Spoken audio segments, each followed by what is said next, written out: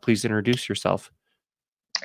My name is Emily Esposito. I'm a haunt actor at Terror in the Corn, and this last season was my fourth year.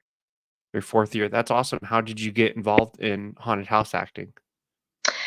I was a high schooler at the time. I was 16 years old, and I was looking for a job. And I've been an actor all my life. And I saw an advertisement pop up for Terror in the Corn, and they were hiring. And I'd been to their haunted house before. So I went and I auditioned, and they liked me. And so I got into haunt acting from there, and I just stuck with them the entire rest of the time. That's awesome. Yeah, funny story. That's how I kind of got into haunt acting was through high school. There's on the like billboard, the community billboard. There was like a thing that said, "Oh, the rec district's doing a haunted house, and they're looking for haunted house actors. Come to this meeting if you're Mm, interested." And I went, and so that's how it kind of all started for me mm, too. So, which is really cool. I started at a really small haunt though called Aftermath. It's in Canyon City, mm. Colorado.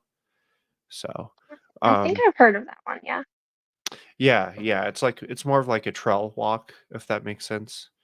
Oh, okay. Yeah, nice folks. So what uh so what are your some of your favorite experiences you've had in the haunt Um, industry? my favorite experiences so far have been just just the different reactions that I get from people because I have a very specific act. I have a child act, and I get people really freaked out with that one. I've gotten people to run full speed sprints. I've gotten people to scream. I accidentally one man broke a wall. Um, yeah, I scared him. I crawled out from my hiding spot, and he jumped backwards, ran back through the hallway, and when I came in, he ran into a wall and busted down the panel that had been there, and he just broke through the entire set and fell into a backstage area, and I had to usher that group out, like, as fast as I could. That's awesome. Mhm. That Right? sounds like fun. So Mhm. what Pacific scene were you in Terror in the Corn? Because I went through Terror in the Corn twice during the evening time, and then I went once during the day for like a tech walk, if that makes sense. So what part? Okay. Um, well, this year I was a roamer, is what they call it. And they give you a specific zone, which mine was zone two, which is the hotel, the greenhouse, and the boneyard, and the butcher shop, and the cult hallway. And I would roam basically from one scene to another, walk back and forth, interact with different guests, interact with the different actors in those different scenes, and try to create a different experience for every single person who walked through. Oh, cool. Mhm. That sounds like lots of fun. Oh, Um, it was a lot of fun. Yes, it was the yeah. most fun I've had so far. Yeah, it's I'm kind of well at Hellscream we have this thing called runners, and that's what I do, and I've done running since I introduced running. Basically, I get a whole floor to run around, but my top priority as like a runner is like make sure actors are doing okay and stuff like that. Hmm. After that, it's like entertaining people and making sure like people don't run into the group in front of them, and the people don't get ran into behind. And if that happens, it is my job to get in there and entertain those people or break them up, Hmm. whichever happens to happen. So Whichever happens first. I totally get it. Do you have like a backstory for your character this past season or? Oh, I've had a running backstory for this character. She's been my character for 3 straight years. Um, she is a little girl. Her name is Bella. She's about 7 years old at the time that she died in the Terror in the Corn western town of Ravens Gulch. Bella died approximately 1939. She, the in this fictional world, she was the child of um, a fictional version of Rudy Valley, who was a very popular artist at the time. She was his illegitimate daughter, and they were on their way to California for Rudy to shoot a movie, and they found themselves staying at the hotel in Ravens Gulch. And her father, corrupted by the evil spirits that reside in that hotel, got angry at her one night and threw her down the hotel stairs, killing her. And she's been trapped in that hotel ever since as this more of a playful than malicious spirit, but she has a certain ignorance to everything that is wrong with her current situation that makes her malicious. She doesn't see the fact that she is dead, that everybody else is dead, that they continue to kill other people. She doesn't see that as a bad thing. She just sees it as a fact, like I'm dead now. And so her obliviousness to that is what makes her scary. It's the fact that she would watch you die and honestly not care because she doesn't think that it's a bad thing. Oh wow, that's really cool. That's a really deep backstory you got Yeah. Oh going yeah, on there. there's a lot of things coming for the next season, which because I am currently going to college, I will unfortunately not be a part of. Hmm. But there are things coming in the next season that do manage to continue Bella's story within the town of Ravens Gulch. Oh wow, that's cool. Mhm. Right on. Do you plan to keep haunt acting while you're at college, or? I would love to keep haunt acting. Around my college, I haven't looked around as much, but I don't think there's a lot of options where I am. But I'm hoping that once I do get out of college, because I only have a 2-year program, I would like to go back to Terror in the Corn and continue acting there. Oh wow, that's cool. Yeah, it's my whole backstory. So my character kind of has a backstory, and it's based on King Diamond. He has this album Mm. called Abigail, and it's a heavy metal album by this dude named King Diamond. Came out in 1987, and the whole album from front to back is a story about a possession, if that makes sense. So all the songs Ooh, are a yeah. congruent story through the whole thing. And so basically the gist of the story is basically um, this dude's wife cheated on him, got pregnant. He killed his wife and the baby. And then the spirit of the baby comes to haunt people who inherit the house later on and kills the dude's wife and take over and cause all this chaos. Mm. And so I play dual personality character. Um, yeah, and so it's based on that and had two different voices. And Oh, that's a good one. I like that one. That's a good one. yeah, it's a lot of fun. It's one of my favorite characters. I've played throughout the years. I've done myriad of different stuff. For Mhm. 2 years, I did a human ape hybrid. Um, I've done like a crazed doctor.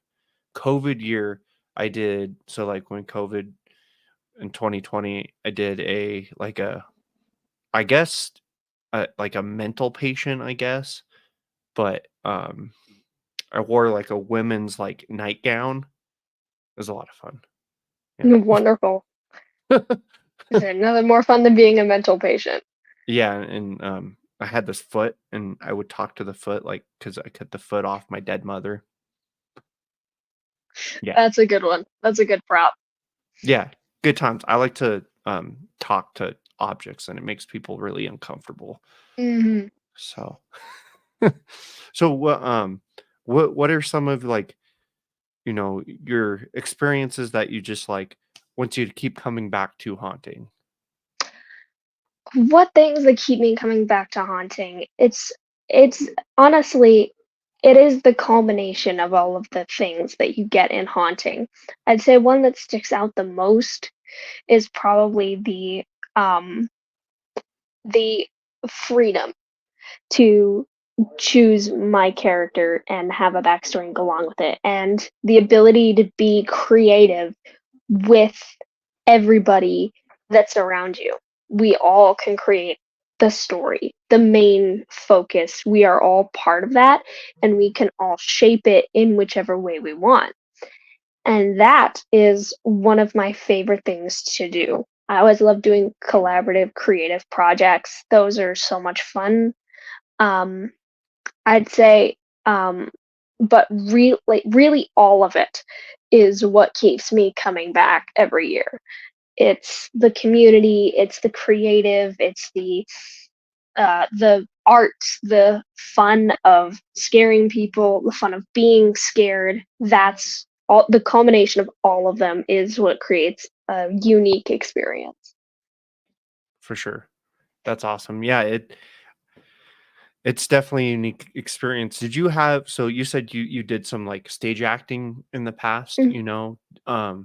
So what was some of the challenges, you faced coming from, like a stage acting background to trying to do haunt? Did you face any struggles with that or I mean, I faced more struggles with just the fact that our haunt is outdoors and it's almost entirely outdoors. So weather and cold and getting there was the primary concern.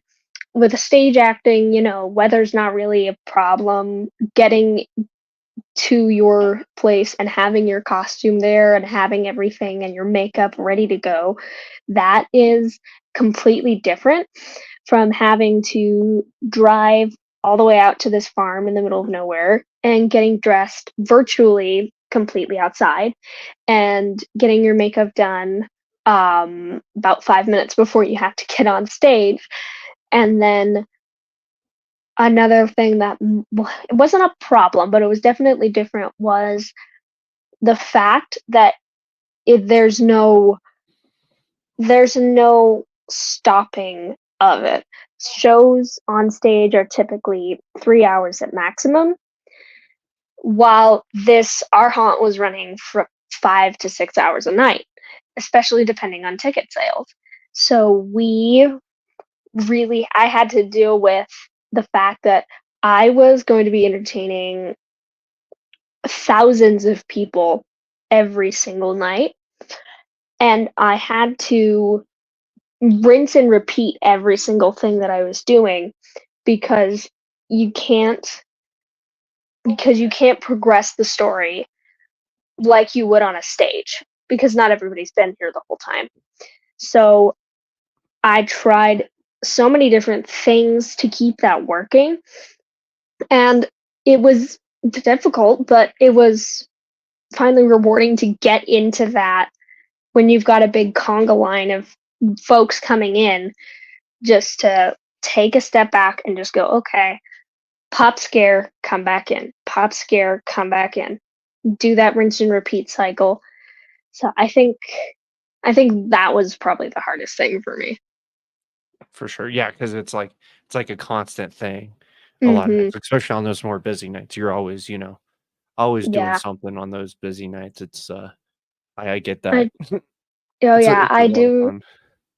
I remember there was a time, I want to say in my first year, and it was 2020, so we had we had the masks, we had the mandates, we had limits on our ticket sales, but even with that, we sold so completely out that from the moment we opened, the moment the first guest got to my room, it was a constant. And when I say constant, I mean never ending conga line right up to the end of the night. We were in there, I think, until 12 in the morning. And by the time the last person left my room, my zone lead was right behind them. And I accidentally got her because I had just gotten so into the headspace of get back, pop out, get back, pop out, get back, do your scare. I jumped out at her and she screamed and I was like, "Oh my god, I'm so sorry." And she goes, "No, it's okay. there's nobody else. You can go home. And packed up my stuff, ran out of there. It Yeah. was definitely unique. Right. Yeah. It's those first couple seasons are rough just because Oof. you gotta get used to the income. And I did a little bit of stage acting and stuff like that, but not much. But Mhm, just I feel like I've been around long enough. Sometimes it doesn't. Sometimes I watch stage actors struggle to make that transition mhm, because they're so used to like, oh, they just have their lines and that's the lines they say and then that's over and that it is what it is as it instead of like pop out pop out pop out you know just mhm. constantly going and I see a lot of folks who come from like a traditional acting background really struggle with that. So Yeah. Yeah, I have enjoyed improv most of my life. I enjoy improv exercises. I enjoy coming up with things on the spot, responding to things that people say, interacting with people in character. That is one of my number one um that's one of my favorite things to do when I'm acting is to actually get the audience or your customer into it. So honestly, it was a struggle, but it was definitely worth the struggle. right, yeah, I love interacting with customers too and telling Mhm. them all kinds of crazy wild things and contradicting. Do you find yourself, with friends who don't, hunt and you start talking about hunting, they're just looking at you like you're crazy? Because that happens to me all the time. I mean, they know me by now, but I do remember when I told them about it, they actually were worried about me. Not because of haunting in itself, but because we were outside so much and it was so cold because, late October in Colorado, it can get down to negatives, but we were outside and I would come home like red-faced, still in my makeup, blood dripping down my head, like voice raspy because I've been doing my voice for 5 hours, and I'm shivering because it's -5 degrees out, and I walk into the house, and my parents, who were waiting up for me, were like, "Oh my God, are you okay?" And I was like, "Yeah, I had a great night, and I've never been better. I've had a fantastic night." And I had I actually had friends that I managed to get into the haunting business. I've had 2 or so friends now that I've managed to convince to come work for Terror in the Corn, and I was able to work with the 2 of them for a couple seasons, which was really great. That's awesome. That's Mhm. awesome. Yeah, I get it. Oh, Uh, yeah. I've mentioned it here on this podcast before, but, there's this stuff called mass casualty. I work in the restaurant industry, in the food industry. And so at the time I was Mhm, just still learning a lot of things and, mass casualty, it, like, gets into your pores. mhm. And so the chef I was working for at the time, he goes, "Come here, did you wash your hands?" And I go, "Yeah, it's stuck in my pores, because Right. he thought my hands were all dirty, but it was really just Yeah. mass casualty. It's mass casualty is a nightmare." Oh gosh. I have I had such because I was in high school at the time. And so I had such a difficult time getting the paint off of my face because it's an oil-based paint. Right. So it was water resistant. And the way they apply it to us is airbrush. And when I would get home, which would be around 1 o'clock in the morning, I would have, like maybe an hour to shower, eat something, go to bed. And I would go to school the next morning, again, tired beyond all comprehension, and I'd get there and my friends would be like, "What do you have behind your ears? What do you have on your nose? What's on your eye? What's on your hands? What?" And I was like, "Oh, don't worry, it's just blood from my job." And they said, "Just scrub it off." And I said, Yeah. I can't. Yeah. Like, Yeah. as You're it. like, you try to scrub it off. Mhm. Like, please, if you can get it off me, get it off me.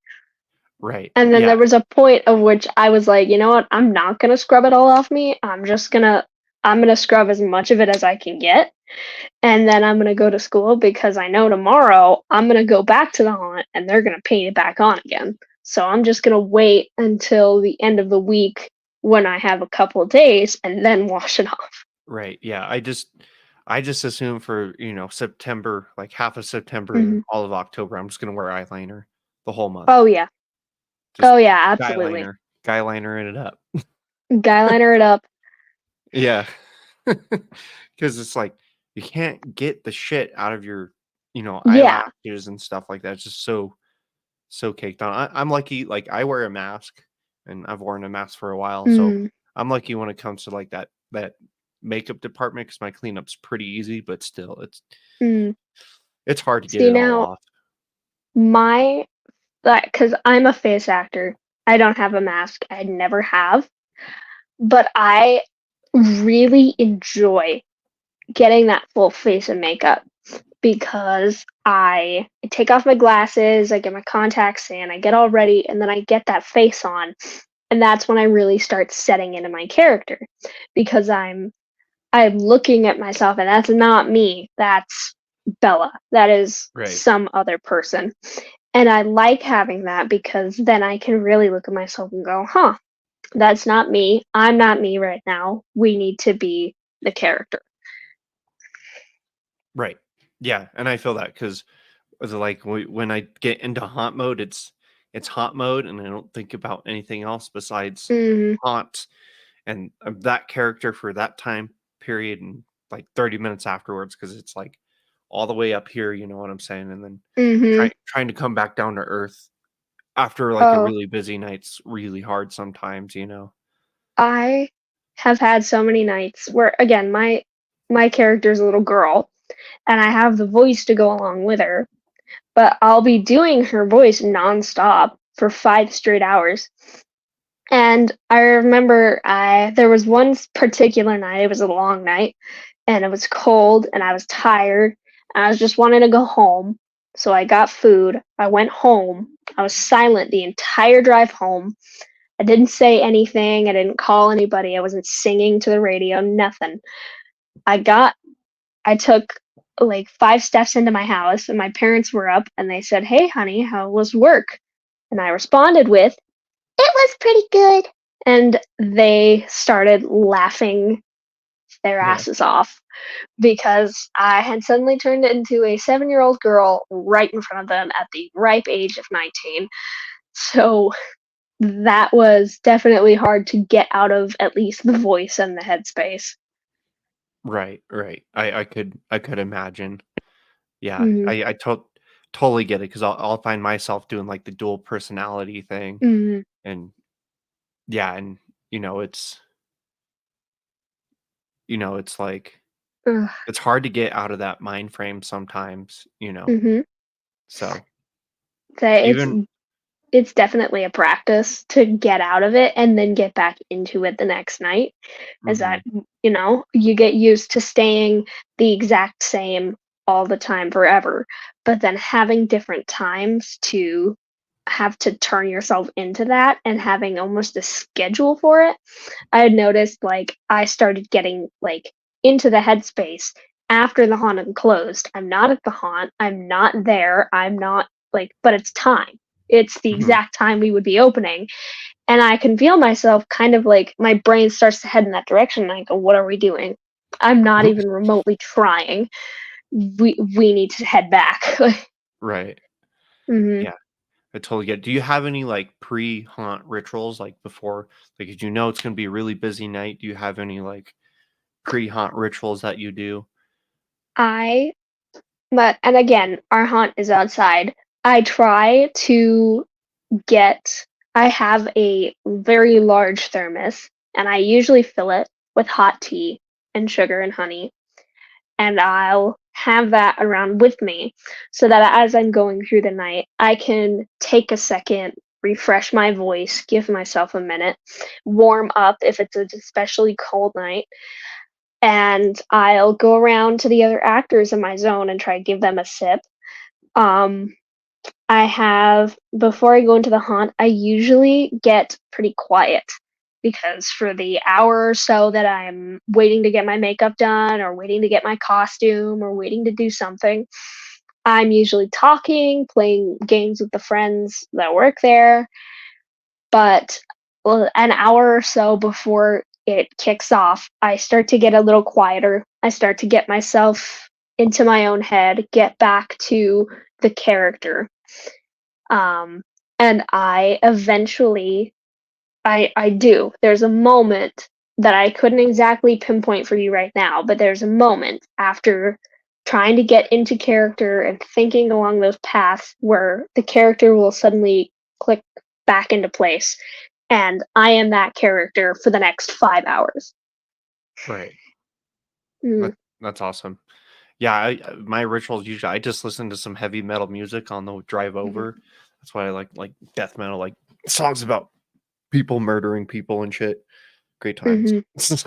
Oh, That's yeah. that's how I get pumped up. And then, usually a lot of times I come right from my day job. Like I come right from work, right to haunt. So usually have a Mhm. Monster Energy drink too. That's part Oh, of yeah. the ritual.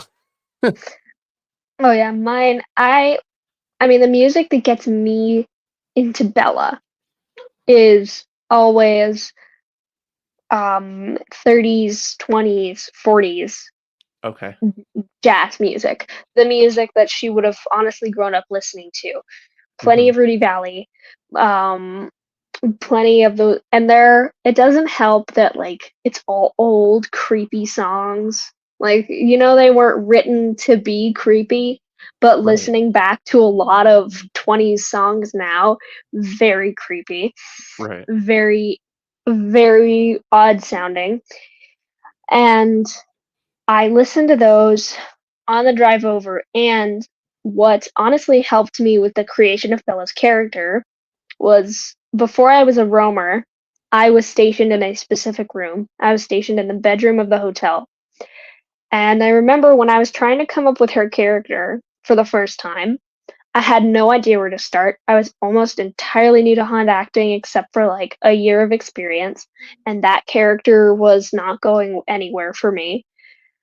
I was sitting there as what am I going to do? Where do I start? How do I even begin to start? And the fact that in my room they had a Sorry, I soundtrack of lost you there music for a second. playing on a loop. Oh, okay. What was the last thing you heard? Um, d like, just, like, 10 seconds back. Sorry. Oh, okay. No, you're good. You're good. Um, well, I was sitting in Bella's room Yeah. and I was thinking, how do I create a character? How do I make this? How do I make a whole new character from scratch? And in that room, they'd had music that was playing on a loop, but it was only one song, and that was it. One song on loop, the same song for 5 hours. Yeah. And I have that song memorized, word for word, instrument for instrument. I listened to that song for 100 hours plus. It is burned into my brain. Yeah. And so I incorporated that music into my character. And so when I had her character down really solid, even if I didn't have time even to sit down and like try to get myself into that space, I would go into my room and the music would be right there. And I could hear that and start getting into it. So it was already part of the environment, and I started incorporating that into the character as well. That's awesome. That's Yeah, awesome. I've enjoyed creating Bella, I want to say, more than any other character I've created for anything. Yeah. That's awesome. Yeah, I Mhm. get about the repetitive music and stuff like that. It's no longer at Hellscream, but there used to be it was like an ABC's video, but it was like, like a kid's ABC video, but there's like subliminal messaging in between. like the things, and then it's like subliminal messaging about like aminal testing and stuff like that. And the song goes, A is for apple, B, and so on and so forth. And Mhm. dude, every time I'd be like in at the time, I played like a half ape, Mhm. half man character and a doctor. Yeah. But anyway, I would be like in there putting my knee pads on, like A is for apple, and then I find myself like singing that stupid song. It's still like burned into my brain so deeply. So yeah, I, Mhm. I get it about having certain songs or um, upstairs at Hellscream. There's a soundtrack that plays over and over and over and over and over. I don't know how long it is. It's probably like Mhm. 5 minutes long, but there's one specific like woman screaming in that soundtrack. I can always pick it out. Mhm. I Always. had I had kind of a moment like that where I just realized that I was subconsciously repeating this kind of thing. I I it was one of my I think it was my second year, and I was one of the few slow nights we had, and when I say slow, it was dead. There was no one for, like, an hour, and so I'm trying to keep myself in character, trying to keep myself at it, but I'm a high schooler, and I'm tired, and I'm bored, and I have no access to my phone or the internet or a book or anything to do to distract myself. So I honestly started falling asleep. And I did that a couple times. I Mhm. I felt myself like kind of doing the nodding thing and snap awake. Right. And later that night, I I got home after it ended. I got home. I went to bed and I closed my eyes and my brain did the equivalent of that falling thing where you're asleep, but you feel like you're suddenly falling and you jerk yourself awake. Right. I did the equivalent of that, except instead of feeling like I was falling, I heard in my own head the sounds that were in the haunt. I heard the song, I heard the screaming and like the growling that they play over the speakers. I heard all of that. I felt the cold. And for a second, I opened my eyes and I swore I was going to see the haunt right in front of me. I was going to open my eyes and I'd be right back. But I was at home in bed. And I, like, stayed awake for a half hour after that. I was like, "Oh god, I'm going insane, like, I'm actually losing my mind." I may have been, but I'm doing alright now, so I think that's fine. that's I mean, I think that's part of hauntings feel like you're gonna lose your mind because Mhm, it's like at least for me personally, I feel like during that time I'm a complete psychopath during haunt, you know mhm. what I'm saying? And so like I think getting lost in it and like kind of losing your mind's just like part of doing the thing, you know what I'm saying? Like Oh, yeah. because I just Oh, I yeah. just do all kinds of crazy stuff. I've looked at Mhm. people's phones, like wild I times. I had with phones, I missed an opportunity because, again, I think the year that this happened, our haunt was actually a mile long. I think we actually officially made it to a mile long. Mhm. And again, I was stationed in that same room and I was just kind of pacing back and forth. I was trying to wait it out. And then I looked on the ground and I saw somebody's phone. And my my other training from, day jobs like kicked in is just hold on to it, give it to another member of staff when you see them. And I missed out on the opportunity as it only occurred to me right when it was too late. I was like, I should have taken so many selfies on that phone. I should have. Absolutely, I should have taken a pictures of like the bloody thing that was taped to the wall. I should have taken a picture of me. I should have taken a picture of my castmates. I missed out on that. Right. And when I became a roamer, I came up with the perfect act that I never got to do because no one ever dropped their phone around me. Mhm. Um, I was going to take that phone And, the whole, little kids, they don't know what they're doing with phones. I would play into my character and just run around with the phone recording in that shaky kind of recording where you're just like a little kid is Right. carrying it around and flopping it all over the place. I would have done that for a full 5 minutes. I would have made that a spectacle. I would have absolutely like decimated that person's memory storage. It would have been a great time, but it unfortunately did not happen. But I'm Yeah. hoping it will eventually. For sure. Yeah, I always like people are like trying to take pictures of me that come through the hunt because Mhm. I'm always like, or they're like on Snapchat or they're texting or whatever. And I'm like, in my character, I'm like, is Abigail not good enough for you? Am I Mhm. not entertaining enough? You're hurting my feelings. Pay attention to me. Like, look at me. And the way our directors have it set up is because we are all from way in the past, especially most of the characters are from the 1800s. Actually, in the progression of the Haunt timeline, they just made it to 1900. Mhm. So, my character died because of their haunting in the 30s. None of the characters in Raven's Gulch know what anything beyond a radio is. Oh, television, cell phones, Snapchat, those weird clothes you're wearing, like the light up necklaces that they bring in, those Mhm. are all foreign. So we really get to play into that. I had um I had so many good comebacks for because there's always going to be those terrible 13-year-old boys who come in and flirt with you Mhm. because I'm a woman, and if she has boobs, you gotta flirt with it.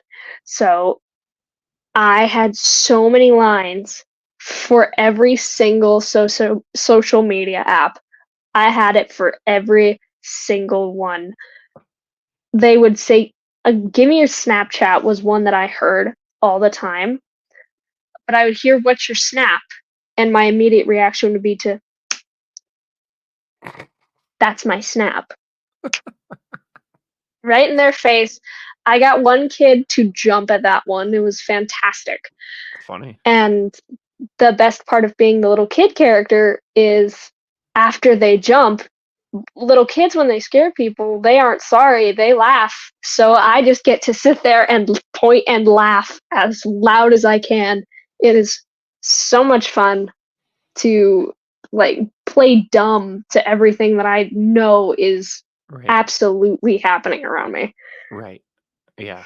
It's Mhm. unfortunate, people, do that to female actors and stuff like that. Mhm. But Yeah. believe it or not, I actually get hit on too in haunt mode. Oh my And god. it's not by women, usually it's by dudes, and I think it's hilarious. That, It's so funny to me because like, it's usually, yeah. like, straight dudes, like, they're either with their friends or they're with their girlfriend or whatever, and then, Mhm. blow me a kiss or whatever, and I'm always like, "Don't threaten me with a good time." Threaten me with a good time. Yeah, and then, if they kept doing it, there's, like, at one point, 'cause, the mask I wear has I have my regular face, and there's a face back here with, like, lips and a nose and all that, and so, there's, like, one point this year, big, tall, like, cowboy dude, he kept blowing me kisses, and he goes, "I'm gonna kiss you on your lips." I was like, "I bet you won't. Kiss me on my second lip." So I had him kiss my second lips on my mask, and then his girlfriend got so jealous, it was so funny. No way this Yeah. girl was getting jealous of a rubber horror mask. Yeah, That's so funny. so funny, so funny. That's so funny. I do get hit on, and I wouldn't mind it as much if I wasn't portraying very obviously a child character. Right, Like right, in my act, I have the high pitched little girl voice, and I'm walking around with my little girl giggle, and I'm holding a teddy bear, and I'm showing people like drawings, like gory kids' drawings that I draw, and I show that to them very clearly, like a little girl. Still get hit on by, right. and not by teenagers, by like grown adult men. Crazy. And that's and I'll get hit on by all the works. I get hit on by girls, I get hit on by dudes, I'll get hit on by young girls, young dudes, like, it's Yeah. insane. And so the one thing that I've come up with that actually combats this fairly well, I give them one chance. I will give them one chance to back off of it because I'll get asked, "What's your number?" And I'll Mhm. say, 7. I'm 7 years old. That is their one chance. I say, Right. I'm 7 years old. If they persist past that, I will look at them with the little girl eyes and little girl voice and go, "Are you a pedophile, mister?" I got one dude's group to turn on him so fast. It was So so funny. funny. I said that to him, and his entire group just started beating the hell out of him. They were pushing him around, laughing. He was the butt of every joke for the next 3 rooms. It was fantastic. And I've used that line on every creep ever since. That's awesome. That's I awesome. know. That's a good one. Yeah. That was 'Cause my I favorite. like see, like, I like to deal with the problem groups because, like, if Mhm. they're acting a fool, I just, like, take it to, like, just such an extreme level, like, Mhm. they just shuts them down, and it's Yeah. so funny, especially, because it's usually just, like, one person in the group that's being a fool, and Mhm. so I like to, like, just go way over the top with it and shut them down, and Oh, I yeah. think that's funny, and then their whole group's making fun of him for being an idiot, so, yeah, I get Mhm. it. I was gonna That say we've actually gotten specific training in our haunt multiple times on how to deal with those people and still and if you obviously there's a point where you have to drop character if your safety's at risk, if somebody else's safety is at risk, you have to drop character, right. but they want to avoid that as much as possible. If you don't have to, don't. And they gave us specific training on how to get that situation back in control while still maintaining your act. And I've used that training so much. They prioritize curtain scares because curtain scares are the ones that get that Yeah, quick pop out. swing or Right. yeah. So yeah, I don't like that we have to do it, but I honestly enjoyed doing it eventually. Right, right. Yeah, for Mhm. sure. Well, are you a fan of horror movies at all? Like, did you watch a lot of horror and stuff like that? Is that kind of Oh, what you got curious about haunting? I loved horror movies in the past. I've always loved them. I've always been kind of a fan of the dark and the creepy and scary kind of things. Um, I think my favorite horror movie when I was a little kid was a was either The Shining, which was one of my first like that was my I waited until my parents fell asleep and went downstairs and turned all the lights off and watched The Shining all by myself and got so scared that I had to turn all the lights to get to my bed. Mm. Um, that or The Babadook was the first horror movie that I watched with my parents' permission, Mhm, and um, that one really scared me. There was a horror movie that especially gave me nightmares. It was called Mama, mhm. and the main characters were 2 little girls who were both me and my sister's age, and they both had me and my sister's names, Emily and Hannah. And Emily, which is me, the one who got carried off and killed by the demon in the movie. Yeah, So I went to sleep with the lights on for a couple nights after that one. I was hilarious. not happy. Yeah. But Hilarious. it was hilarious. It was so much fun though. And I kept going back. And I kept going back for more. Like I would be scared and I would be terrified for several nights. But then that would go away and I go, let's go try another one. So that definitely got me into the haunting aspect of the acting career. Oh, cool. So you would say The Shining's probably your favorite horror movie of all time then? Oh yeah. Oh, yeah, Yeah. The Shining was really influential for me. Okay. That's awesome. Yeah, I've Mhm. always been, like, as far as, like, a single movie goes, like, the original Halloween is my Ooh, favorite. I love the original yeah. Halloween. Great movie. It's a But fantastic movie, yeah. I'm also a huge fan of Evil Dead, Ooh, like the nice. Evil Dead 2, Army of Mm. Darkness, Ash versus Evil Dead. Evil Dead is just so good because it's just, like, so over the top, and that's what I like about it. It's so, like, Oh, over the yeah. top gory. There's a lot of practical effects and stuff that they do. So fantastic, yeah. Yeah, cult classic. If you haven't seen Army of Darkness, do yourself a favor and watch Army of Darkness. That's probably gonna be next on my list then.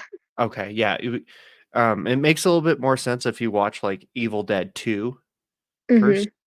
If you've never seen Evil Dead 2, Oh, watch yeah. Evil Dead 2 and then watch, The Army of Darkness. Because Sounds basically cool. what happens is in Evil Dead, they find the Book of the Dead. Anyway, it's like this whole thing, but at the end of the second movie, there's a portal opened up, and it sucks Ash, who's the main character, back in time, and so the Army of Ooh. Darkness, like, takes place in, like, medieval times, and the whole movie, he's, like, trying to get back to, like, modern times. Oh, oh my gosh, I have seen the movie. Yeah, and he's good. Now I remember the movie, oh my god.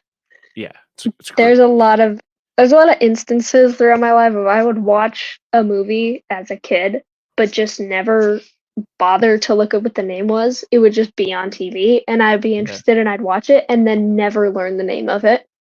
So, I have seen that movie, the scene where he's in the pit, right? Yeah, yeah, That when was one he of my with the favorite shotgun. scenes from. Yeah, that was a Yeah, great scene. I loved that, and then I just never learned the name. So. yeah. It's called The Army of Darkness, and it's technically an Evil Dead movie, basically. Mhm, Um, yeah, it's uh, what's his name? Bruce Campbell. That's that actor's name. He's an mhm. American treasure. Oh, In fantastic my actor. in my book, he's right up there with, like, like Arnold Schwarzenegger, and Mm, he's an American treasure. John Travolta, right, just an right, he's American in our treasure. hearts. Yeah, yeah, exactly. Yeah, I've been a fan of horror movies, my whole life. I watched them with my dad when I was a kid. I was not sheltered, you know what I'm saying? We Oh, watched yeah. all kinds of crazy horror movies. When I was a kid, though, what movie really scared me was 28 Days Later. Oh, I don't know if I've seen that one. I know I've heard of it. Yeah, it's really awesome. You should watch it sometime. But Oh, it's a yeah. zombie movie basically. It's a Oh, heck yeah. wild movie. I think I was like in third grade or something when we watched that movie. I think I think my father played a video game version of that, Okay. of that movie. They adapted it into a pretty cool video game, and I think he played that right in front of me when I was a little kid, Is and probably is prob he's probably playing uh, Left 4 Dead. Left for Dead, Yeah, likely. yeah, Probably, something like that. yeah. That's, like, one of the most popular zombie video games of all Oh, time. It's called Days Left 4 Gone. Dead. Oh, Sorry, Days Gone. Days Gone, Okay. that was the one that Yeah, I was thinking of. yeah, That was a great one. yeah. Great one, but, yeah, horror video games, I'm just a fan of anything that's horror and Mhm, great times. right? So, yeah. Uh, I guess I if you could choose to build, like, another character, what would you, do? If I could choose to build another character, I would I might I would honestly go with probably a mental patient because personally, mental problems are at the forefront of my mind. Mental health is what I'm trying to keep myself in check for. Um, and I would probably go with mental patient because when I try to create a character, I try to create one that would scare me. I don't want to just scare the people. If it wouldn't scare me, it wouldn't scare them. So going insane, being insane, losing yourself, that is what would terrify me. And losing myself like that, I think that's what I would go for. I would try to create almost a tragic character, but because they would have lost it, they would be a threat, a genuine, formidable threat to Mhm. your safety in terms of a haunt scenario. Right. Makes sense. Yeah. As Mhm. someone who's played a mental patient, it's a lot of fun. So you can go I so would many love to different try. you can Oh, go yeah. so many different directions with it. Right? So, I've always thought it was a fun character because it's like you do whatever you want. You talk to the Mhm. baseboard if you want to. I don't know. You talk to the ceiling. Talk to the ceiling, talk to the floor, talk to whoever you want. Yeah. And they're like, "Bobby, who's Bobby?" "I don't know. Mhm. This guy standing next to you." Bobby's this one. Bobby's this plank right here. And Yep. this one's Sheldon. This one's Jeremy, Jeffrey, Yep. Marcus. These are all Yeah. these are my Yeah. friends. Yeah.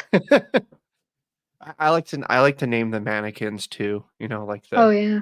like props and stuff like that. So like, I'm like, "Oh, Oh that's yeah. George. Don't look at George that way." And people are like, "What?" Look at George like that.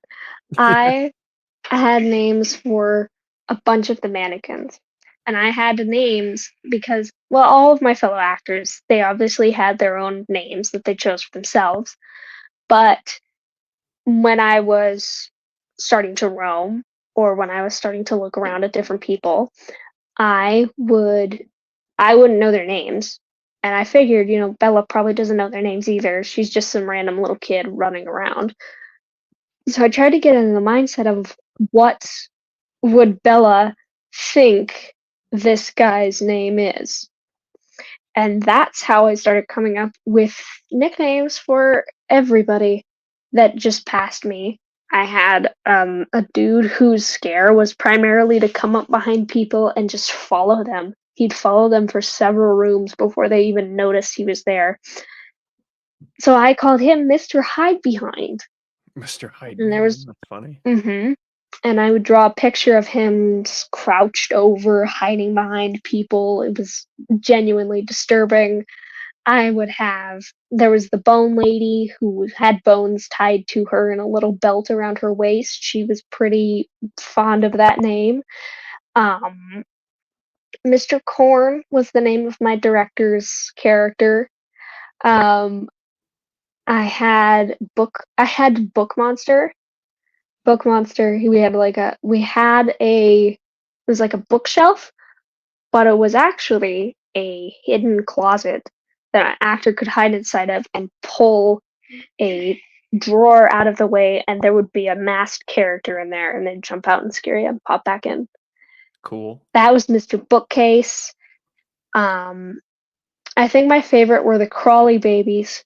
They hid under a giant wagon in the middle of what's called the boneyard, and they were dressed all in black, and they only had little skulls on the tops of their heads, and they were crawlers. Mhm. They were Crawley babies, and when you tell a guest, say hi to the Crawley babies, that just sends them reeling.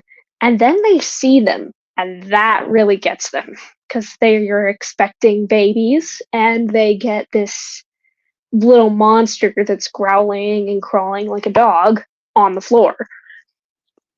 That I loved giving nicknames to my fellow cast members, and then they would hear me call them that, and that would just make them lose it because they Yeah. were in on the joke. Right. Yeah, we did a Christmas haunt, like, last month, for Oh, a couple nights, and the first night I got to play Scrooge, and so I was just walking around like an old man, like, "Ooh, huh." Yeah. And I broke, like, spirits. so many characters because you know, there was also, like, all of Scrooge's, there was, like, the Mhm. Christmas past and present and the lady and all this. And I forget what they would say, but I was like, "Ghosts," and I would be like, "Huh, you mean goats? Have you seen the goats?" and it broke a lot of people's characters. Yeah. That's funny. So Spirits. I think part of the fun of haunting is like interacting with the other actors and just being Mhm. silly. I think that's Oh, that is 100% the fun of it. yeah. I love just to joke around and be dumb. Mhm. So, Right? but I appreciate you doing this. This has really been Of awesome. course. I Yeah, say this has been a lot of fun. Like, I could go on about my haunt for 10 hours, I swear. for It 10 hours. Oh gosh. If you ever have a 10-hour special, you just call me back and let me know. The 10-hour special. Yeah, maybe we'll do the Mhm. oh, we're gonna go for the world record podcast. 10 World hours long. record podcasting. Oh I'm god. sure it's more than that. Could you imagine?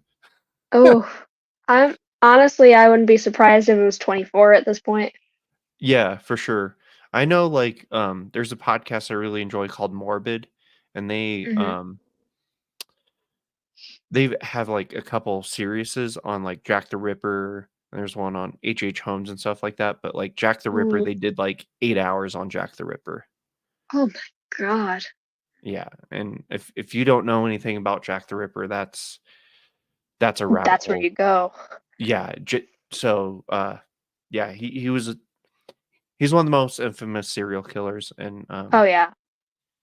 he killed all his victims in Whitechapel, England.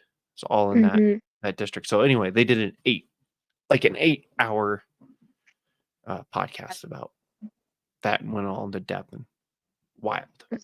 So that is a dark 8 hours to be going on about one Yeah, of the worst serial killers that London has ever seen. yeah, that's kinda like what their podcast, like, focuses on is, like, Mhm. murders and, serial killers and stuff like that. It's pretty funny because it's like hosted by these 2 girls, and I think they do a good job, so and I think one Oh of them yeah. has, like, a medical background, 'cause she's Hmm. talked about it a little bit, but yeah, it's a cool podcast. Oh, nice. Yeah, Heck yeah.